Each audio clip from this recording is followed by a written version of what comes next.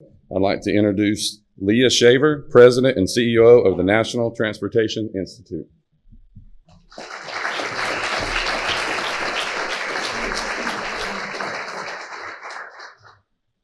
morning, everyone. Good morning, good morning.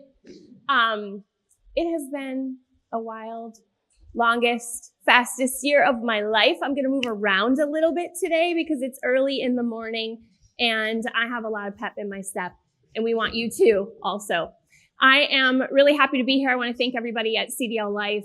I think you're really going to enjoy the day.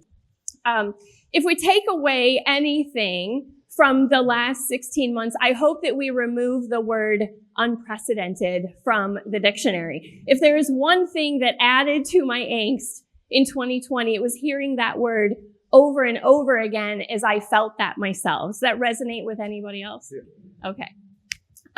What's interesting to me, and I think to the folks that are bringing us all together today, is that Q1 of 2020, how many people said, is there really a driver shortage?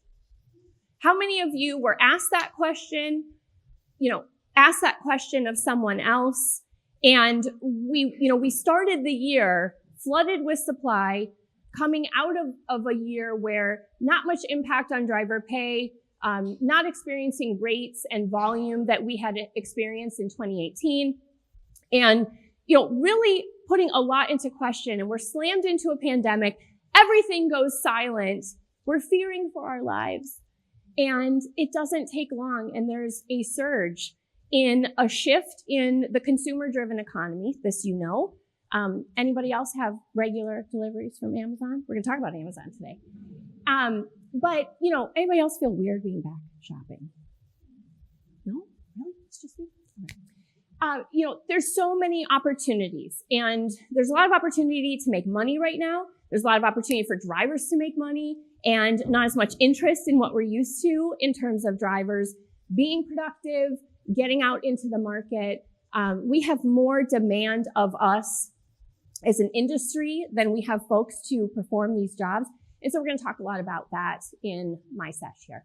Now, we're back. Are we actually better than ever? That's the question. Does it feel like we're better than ever? Does anybody actually accomplish everything in their day that they are hoping to? Or are you pulled from meeting to meeting to meeting? Are the walls on fire? The ceiling's on fire? Everything's on fire? Does that sound more familiar? Demand has outstripped supply. We're going to talk a lot about driver supply. Together with CDLLife, we've put together an agenda for you that delivers on a lot of the questions that you've been asked, a lot of the questions that you are asking. And, I'm all about finding opportunities. That's my favorite word. I'm all about connecting with people. And I have a lot of ideas that you have considered, that you may have talked about, that you may have suggested yourself. And sometimes when you put me in front of your team, you say to me, but Leah, they heard you, and I've been saying that for a long time. That's going to happen for you a lot today. CDLLife has put together an agenda for all of us where we're saying, if this is the issue, then here's the solution. We want every session for you to have that takeaway. So I hope you find a shiny new takeaway from my session.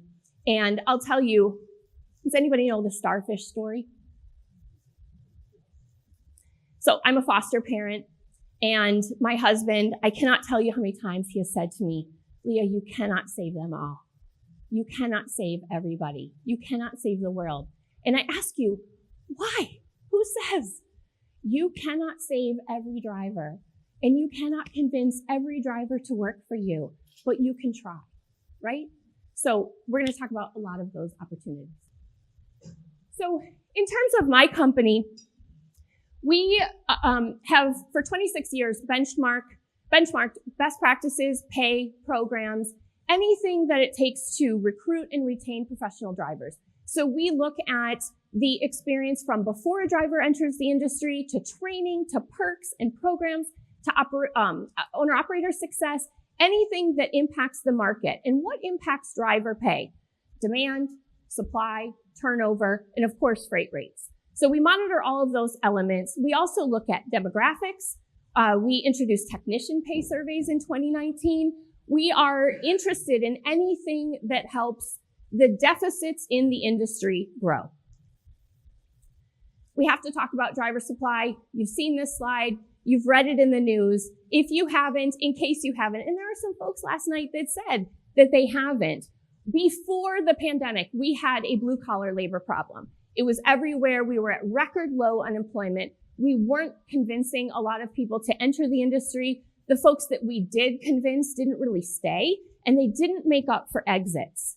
Now, there's a lot of work, and we've talked a lot over the years, NTI has, to the industry about the gap between trucking companies and private fleets and what they make available. Today, we have other new competitors that also offer better pay and schedule. And we're going to talk about those today too. One thing I just want to put out there, these were driver supply constraints before the pandemic. Now we have constraints in every niche of the workforce. Everyone has a now hiring sign on their door. Everyone needs people. I need people. Is anybody else hiring here? Anybody? I mean, I don't suppose I'm in a room full of hiring managers, right? So everyone needs people. It's in all types of work. It's not just restricted to us. So I think I advanced one too many times. I think you took out one of my slides. Okay, I'll just talk to it. It's okay. In terms of the pandemic, I just want to make sure. Yeah, it's gone. In terms of the pandemic, new supply constraints that are really impacting us, the biggest one is, of course, the pipeline. We dried up our pipeline. We shut it down. The experienced recruiting managers, long tenured experienced recruiting managers, we've got a panel of them later today if you're not familiar. They would tell you that the worst thing you can do is to completely halt your pipeline, right? To stop advertising. Even when you think you have enough drivers to meet your need, it's career suicide to shut off the pipeline. How many of us did that? 71% of companies during the pandemic that train halted their training program. So mere months later, we were suffering with very few folks in the pipeline. The other thing is that schools are still at least 30 to 50% lower in output than they usually are. So that will continue. The other thing that really impacts our pipeline, and we'll get this edited slide back into the deck and out to you, is, of course, the Drug and Alcohol Clearinghouse. We're down 56,000 drivers to date, and that data is always about 6 weeks behind. How many of you can bring a driver back to work after they have failed a drug screen? Look around. Is it really no one? I think it's no one. Is there one? There's two? There's two people in the room. So when you see in the media that we're losing drivers every day and only a small percentage of them have requalified, does it really matter? They can't work for you. You know, they may be, we only know two people that they can work for. Okay. So all the while, we've got this demand and we've got a surge in local jobs. And we've been saying this for months, but now the data really supports that. We have a surge in local jobs and every other niche of the industry is way down. Way down. And how many opportunities do we have? Way more than we can fill. So the data does support that. We work with some universities to pull some government data, other data that, we're working with fleets, folks that employ professional truck drivers. We work with universities to pull some of that public data. And one of them just put out the chart supporting, that's Michigan State University. The other thing is that we know local and final mile jobs surged during the pandemic. Do you know that there are twice as many local and final mile opportunities in the industry today than there were a few years ago? Twice as many. 1 million, by the way. So I don't know what number you had in your mind, but there are 1 million jobs that do that type of work. Now, why is that important to you? First of all, it's another driver supply constraint if you don't do that type of work. The other thing is they offer that work-life balance that we're always talking about is a cultural gap. It's something that we just can't deliver in so many of our jobs. And in the jobs that we can, those folks are surging. Dedicated, private fleet, local driver jobs. Driver supply constraints that we've talked about to you for years, and they are literally thriving today. And I want you to know they are all looking for people. They are all growing. They are raising pay. They are increasing the opportunities. You've seen the media releases. I can tell you long before you knew they were hiring, long before they made it public, it was very clear, and they were pulling more folks out of the market. Now, the last thing I want you to know about them, are they attractive to young people? Yes, they are. Is irregular route, regular route, regional work, work that keeps someone away from home, work that has an activity-based pay model, work that requires you to do more if you want to earn more, is that attractive to a young person? It is not. Is it something that's understood by some of our older folks that have long been in the industry? It is. They feel like you need to do that. They feel like it's necessary. They feel like it's appropriate. And maybe it was. But the question that you're going to hear over and over again today is it still? Now, we talked about the consumer-driven economy and courier work. The other thing that is surging is owner-operators. Speaking of couriers, flatbed carriers, tanker carriers, when they had a drought of work opportunities during the pandemic, who did they haul for? Okay, I'll tell you, it was Amazon. It was Amazon. So Amazon is a household name. It's cool. We all use it. We have the app. I can order stuff on my phone when I'm not at home. I can still get deliveries. I can still run my house. We're working from home and we can't leave the house and we're ordering. They're surging. They have all these work opportunities. They also used our drivers. We literally gave them our drivers to haul for them during the pandemic. So when new owner operators are entering the market, who are they asking about where to work? Other drivers. And what do other drivers, contract drivers, what do they suggest to them? Amazon. Why? Because they make it really easy to go to work. They make it really easy for the small business owner to bring their capacity into the market. Another headline, shortage of fuel by summer. Is this going to happen? I guess we're almost to summer, but you get it. Why would that happen? In terms of the pipeline, and this is something that comes up on a daily basis with a more specialized company. If you have higher requirements, if you cannot hire a new entrant with no experience, if you require any type of experience or specialized nature to the work that you have to fill, how many people, by the way, say from leadership, but I want experienced drivers, that would be better? I mean, who doesn't, right? But in terms of the lead funnel, applicants without experience in the data at the fleets that we talk to outnumber the other drivers 3-1.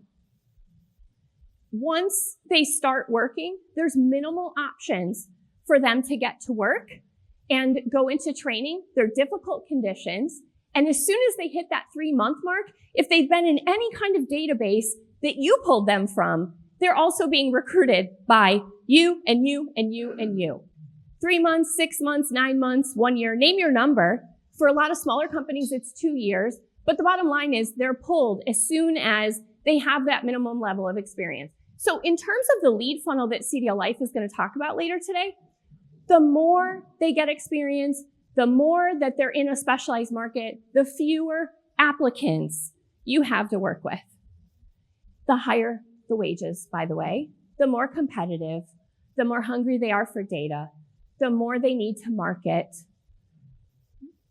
So many opportunities here. By the way, who's the most valuable driver in the United States today? You got it, baby. Okay, the story of a student to experienced driver. In terms of earning timeline, I'll tell you that the greatest opportunity for us as an industry is with students. You're gonna hear us all talking about this a lot. In fact, we have a whole session on students, but in early days, and there are exceptions to this is just averages. In very early days, at a large company that's doing training, at a mid-sized company, at a small company, it doesn't matter. We still wear this badge that says we need to earn our stripes, earn our keep, get that experience. The pay is Starvation mode. 28 grand annualized in the very beginning. It goes up, and companies are getting better at increasing pay over time. But in those very early days, whether it's $600 a week, $800 a week, $900 a week, it doesn't matter. In the end, they're hungry. They're getting meals from their trainer. They're away from home. There's a culture shock. There's a body shock and emotional shock. There's so much opportunity in the early days. And then we go to the early driver, new entrant wages. 1 year where life is getting a lot better. 3-year experience. We graduate into training, to getting hazmat, tanker, team. The pinnacle of all pinnacles is in private fleet work. Private fleet work. And I'll talk more in detail about that. So more on students. How many are hearing about, I want to work for a smaller company, or that they have almost like, mega carriers, like a dirty word when I talk to drivers on the radio. It's terrible. And we all know there's so many things that a mega carrier can offer that are amazing in terms of experience, in terms of training, in terms of benefits, in terms of freight reliability, but they miss that connection, that human connection. And where the human connection and the experience that they're looking for from you comes out, when we ask them, how can they do that? How can they serve you more respect? It's in the paycheck. Not literally just in the number, but in consistency. And I'll talk more about that. Now, turnover is high with new entrants. Private fleets are putting in programs, dock-to-driver programs. These are surging across the country. You are going to see more demand from private fleets. You will see private fleets buying trucking schools. This is huge companies that also happen to employ truck drivers that can deliver a work-life balance experience that we have been talking about and struggling with for the 20 years that I've been in the industry. Now, lifestyle improvement is our problem. It is not their problem. Ask them. That's not my statement. That's their statement.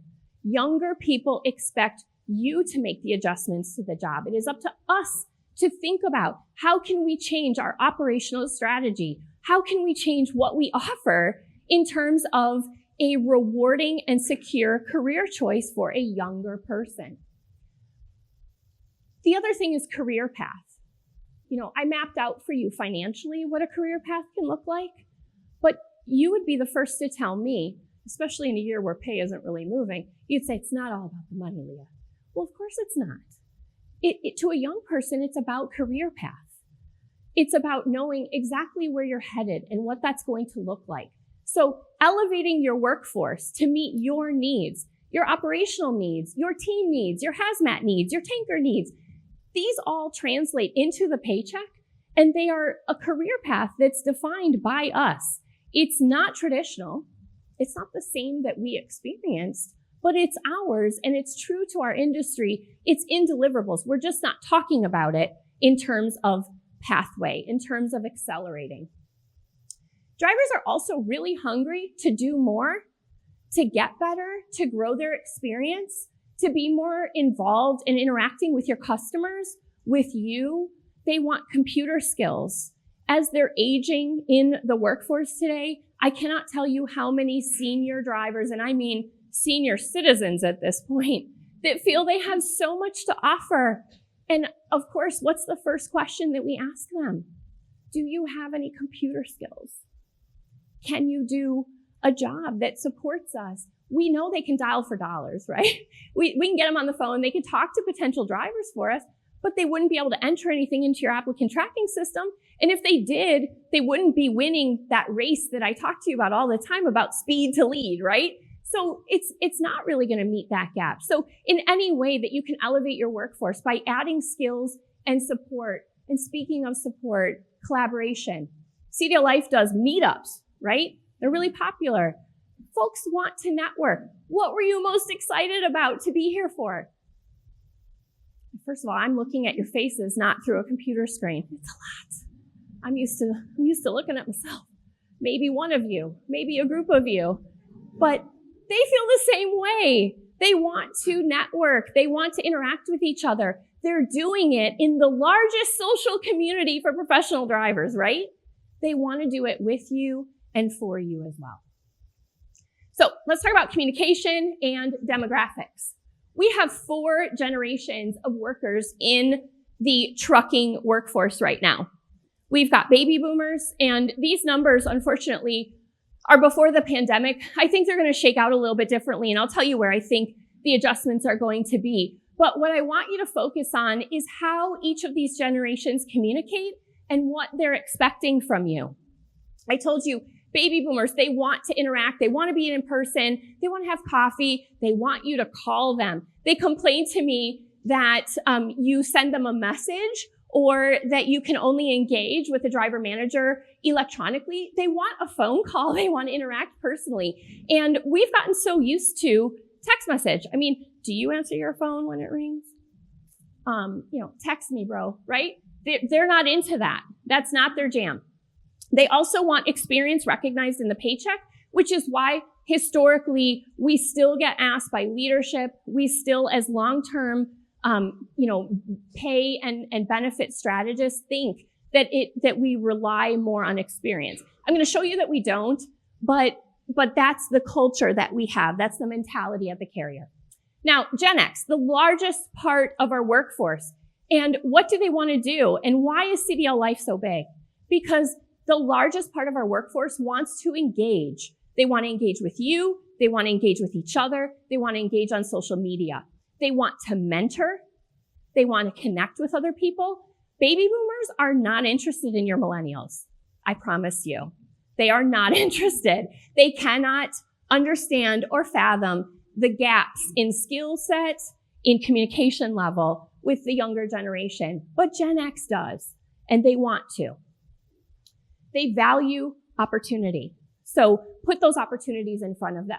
Now, the smallest, really active workforce that we have, I'll talk about that in the real smallest numbers, Gen Z, but in terms of our smaller group, this is very dynamic. How many conversations did we have a few years ago about millennials and how they communicate? Do you remember that? Well, it's real. It is a real problem. They are very loyal, but they have different expectations. They want that career path articulation. They want to know what is the next step. They want to take the next step with you, but they need to know what it is, and it needs to be identified for them. And I don't mean in response to a problem. They need to see this mapped out.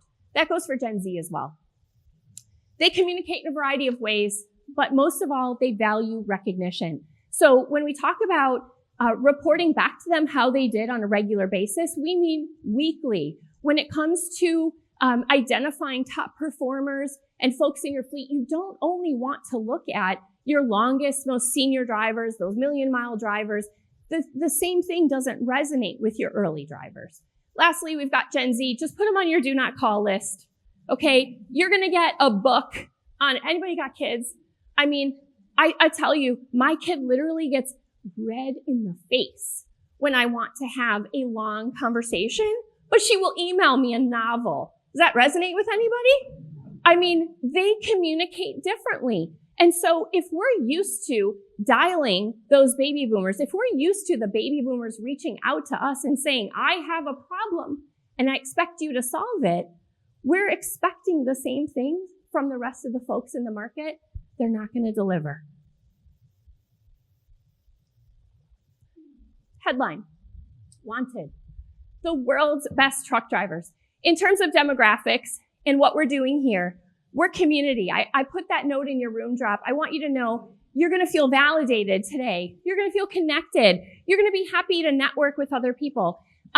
This is one of the most rewarding parts of my job is as a common denominator in a lot of relationships, how can I connect you with resources that are an opportunity? So in terms of demographics, I want to look at a couple of opportunities. These are shameless plugs. I don't care. They gave me the mic. The Next Generation in Trucking Association. We've got Don Lefebvre here. He's here. Raise your hand. We've got Jeremy Raymer. Raise your hand. We've got Leah Shaver. Raise your hand. We are putting career technical education in at the high school level. Why? It's not because we think immediately we're going to be flooded in the market with job opportunities for 18-year-olds. We still need the Drive Safe Act to go through. Next Gen is certainly a supporter of that, and we've got board members that are very active in that legislation. But remember that career path slide? Remember in terms of how many people were in the workforce prior to 2020 that are Gen Z is 4%, and that's simply because of regulation. They just weren't available to us before then. We have to create our workforce. It is up to us. And in terms of career technical education, there are plumbing programs across the country. There's woodworking. There's electrician jobs. Being promoted in at the high school level, taken on through career technical education. We are not doing that in trucking. I was in human resources for a long time. When our community high school wanted to do a job fair, and I went to leadership, they were like, why? You can't hire them. No, but we're planting seeds, and that's all I'm doing with you right here. We're planting seeds for the future. We have to promote our workforce, our opportunities. We have a Girl Scout program in the Women in Trucking Association. We're going to give you every single material you need to make for a successful event. All you need to do is show up with a truck, because they're going to wear out the horn. I promise you, they did. They will wear out the horn. They will be really excited about it. They are going to be gleefully excited to go in and out of the truck. I even had one kid that went in over and over and over again, and the little girl pointed to me and she goes, her dad's a lawyer. She's never seen anything like this before. It was pretty funny. It's a very rewarding opportunity, but it also reflects to you, to your company, to your people, that you are planting seeds for the future, that you believe that there are opportunities in the industry for women, not just in trucks, but supporting trucks, celebrating truck drivers, encouraging them, removing their obstacles. I'll get to that in the next slide. The other thing is, you want more amazing drivers? You have them. You have them, and they are disqualifying every day. Every day, you are losing people to medical disqualification. They are unhealthy, they are older, they have conditions that they're not managing, and you are losing them. They are in your midst already. You can support them. You can work with folks that make sure that they get certified and stay certified, but also that they have the encouragement and the coaching that we all benefit. Anybody ever worked with a trainer? I was with mine at 5 a.m. yesterday morning. We love encouragement, right? We need coaching. Drivers need that too. They also need to connect with people. So Ellen's here. I'm here. Sorry about that. We both serve on the advisory board for Fit to Pass. We can talk about it. But the bottom line is, you want opportunities for your drivers to be educated on their opportunities to stay in the industry, because you're going to need them for quite a while. So let's talk about women. I serve on the board of directors of the Women in Trucking Association. Ellen is right up front here. I also chair the membership committee. I've been on the board for 5 years. And during that time, we have focused very much on our mission and growth. And today, we are also very focused on drivers. Why? Because in your companies, when you provide data to us, you tell us we have more demand to come join our company than we have women who can train those women.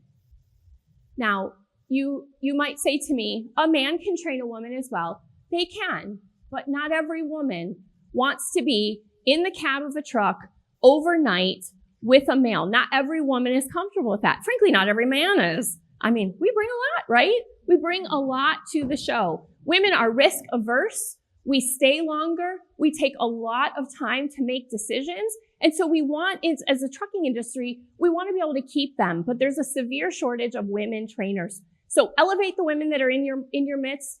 Tell them it's special. Tell them it's unique. The specific need that we have of them to train new drivers and join.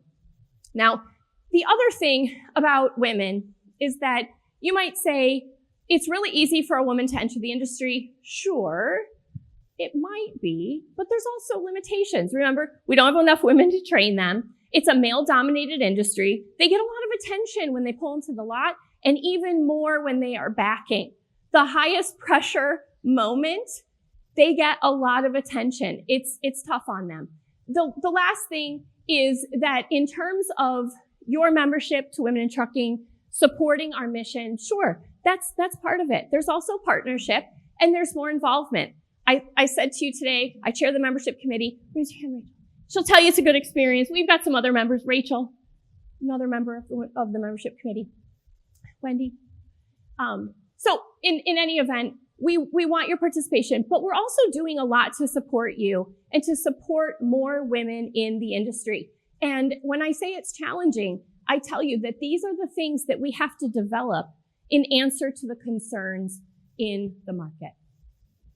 Okay. I really want to talk about guaranteed pay. How many minutes do I have left? Oh boy. We do want to get to your questions. The good news is I'm staying. So if we lose out on time, I'm sticking around. But these are the elements that drivers complain about the most, and they have had the least activity. I'm going to focus most on guaranteed pay, and probably detention. But in terms of unpaid, unproductive time, this is the biggest driver of turnover in your company.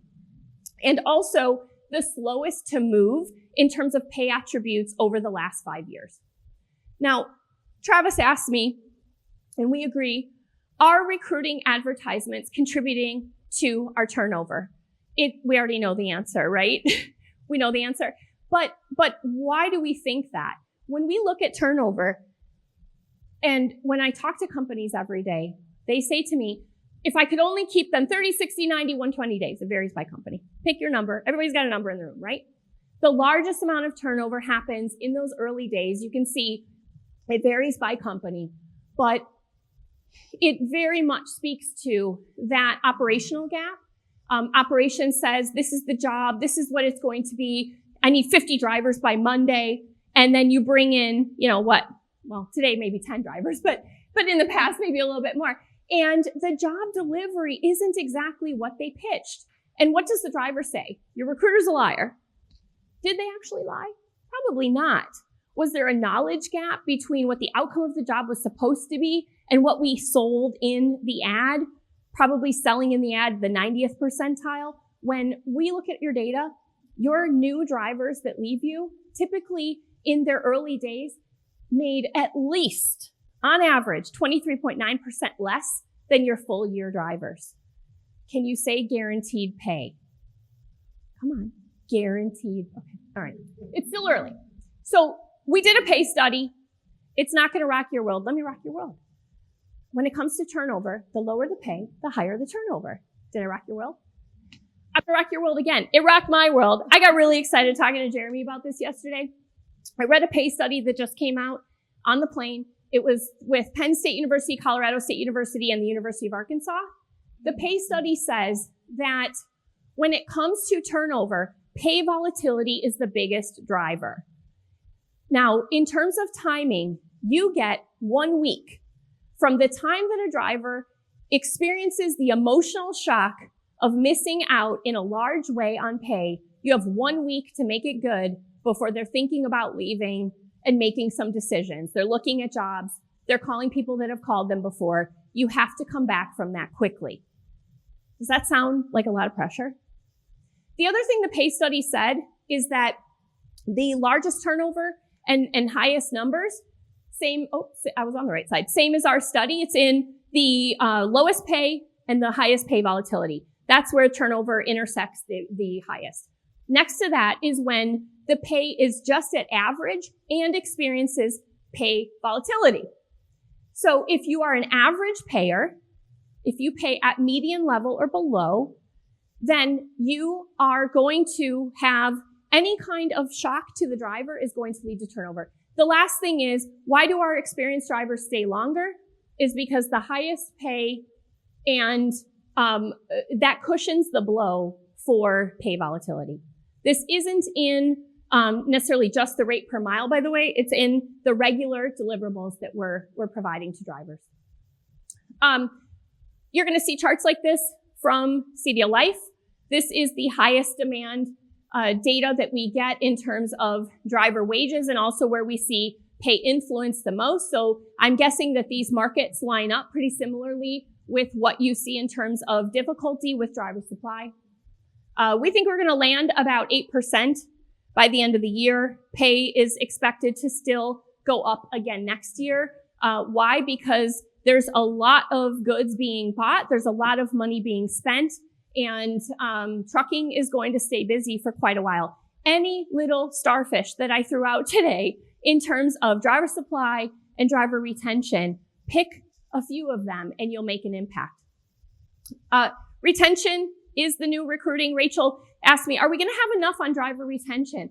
I could talk to you about driver retention for hours, but it goes into a lot of different areas in general, in your communication, in how you reflect your pay program, not just in putting the burden on the driver to impact their paycheck, and lastly, in meaningful adjustments, in making meaningful statements to your people that genuinely supports and celebrates what they do every day, how much you need them, how much you need their friends and their brothers and their sisters, okay? Genuinely supporting, communicating with your customers their pain points, what their needs are, what their challenges are, and what your expectations are of the experience that isn't just on your shoulders to deliver to them, but for them as well, because we got the goods there, and now they need human accommodations on site at the facility, but even more importantly to them, just get them off your property, right? Get them moving quickly and eliminate that time. There's some driver feedback in my slides. The bottom line is a key thing that comes up from drivers regularly to me is being micromanaged. We're using a lot of technology, right? Being micromanaged, the unique needs of women, the high demand of teams, and advocacy. Hold yourself at the same expectation that you hold your drivers to. Last thing, you guys. This has been a really challenging year for all of us and also for your team members. So for all of the incentives that you're doing to have them be in touch with leads, to get, to win the race of speed to lead, don't underestimate the emotional toll of what everyone has been through over this time, and going from a pandemic, living in fear, working from home and being isolated, dealing with other very polarizing conditions, not just in terms of a pandemic, but politically, socially, mask theories, etc. These are all very challenging. So equip your recruiters with the tools that they need to be successful. And that doesn't mean technology or, some flexibility, et cetera. It also means understanding of the real job, understanding of your operation, understanding of what your needs are and where you're succeeding and where you need more help. And they will want to rise up as well. And the last thing is have them talking to your drivers, working your network. In terms of driver referral programs, they are not successful if they're not engaging with everyone.